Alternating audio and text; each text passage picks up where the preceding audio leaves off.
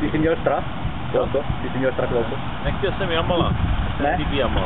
Nelíbí se ti?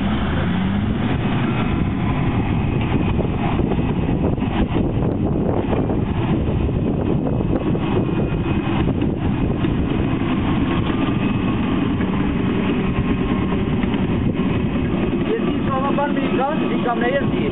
Věříte mu? Nevím, co to bylo za babu. Věříte mu, že tahle Tatra mu nepasuje, lepší je ta, co má tu červenou. No, to se říká, nebo to naladí. Kde to bylo? V hospodě? Ne. To? Ona chlapi ze řepku a jsem bral Zamušovic tady na červené potom. Nevím, taková malinko vyšší jak já. Malý vlasy, hnědý. To je velký vlasy. Ty sebe znají po celé republiky. Tady to nepasuje, jo? Ne.